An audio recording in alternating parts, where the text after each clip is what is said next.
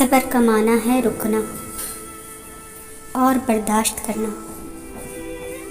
अगर कभी किसी मुसलमान पर कोई मुश्किल वक्त आ जाए तो वो मायूसी का रास्ता ना अपनाए, बल्कि अल्लाह ताला से वाबस्ता रहते हुए यकीन की शमा रोशन रखे और हर हाल में अल्लाह का शुक्र करे। शुक्र एक मोमिन मुसलमान की निशानी है। ज़िंदगी की नाखुशगवार हालात में एक सच्चा मोमिन सब्र का दामन अपने हाथ से नहीं जाने देता।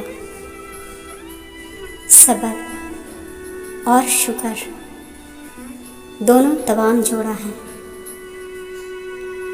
जिसके अंदर सब्र ना हो वो शुक्र का हक अदा नहीं कर सकता, और जिसके अंदर शुक्र ना हो वो सब्र नहीं कर सकता। इस दुनिया के इम्तिहान में हर कदम पर बंदे को इम्तिहान इन्हीं दोनों चीज़ों में होता रहता है, और इसी इम्तिहान पर उसकी आखिरी कामयाबी और नाकामी होती है। सब्र और शुक्र शऊर के साथ ज़िंदा रहने का नाम है। जैसे कुरान पाक में इरशाद बारी है, इन्ना लिल्लाहि व इन्ना इलैहि राजिऊन, यानी जो कुछ भी आपको मिला वो अल्लाह के तरफ से मिला, और जो कुछ आपसे छिन गया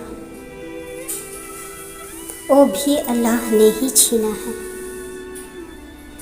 ये सब उसी का था, उसी ने दिया था और उसी ने ले लिया। इस दुनिया में खुशी भी है और गम भी, राहत भी है और तकलीफ भी,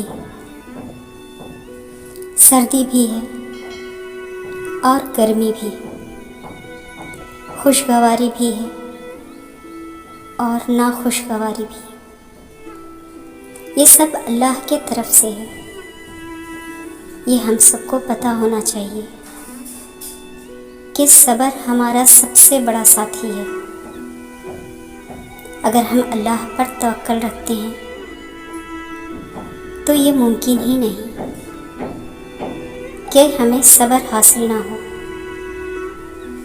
सब्र का एक बड़ा पहलू है इंतज़ार। सब्र एक बहुत प्यारी सवारी है जो कभी अपने सवार को गिरने नहीं देता,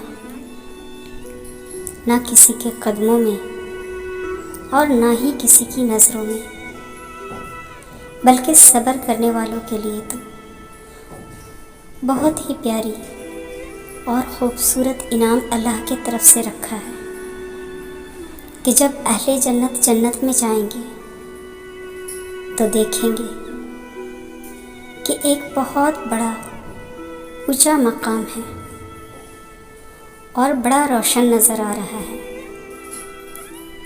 तो अहले जन्नत पूछेंगे कि ये किन लोगों के लिए है। जवाब दिया जाएगा कि ये उन लोगों के लिए है जिन्होंने मुसीबत पर सब्र किया। फिर अहले जन्नत ये कहेंगे, हमें अगर ये मालूम हो जाता कि सब्र से इतना ऊंचा मकाम मिलता है तो हम ये पसंद करते कि हमारी खालों को कैंचियों से काट दिया जाता और हम सब्र करते। हम सबको चाहिए कि अल्लाह का अता पर शुक्र करें और छिन जाने पर सब्र करें। इस अमल से नेमतों में इजाफ़ा कर दिया जाता है और मलाल में कमी आ जाती है।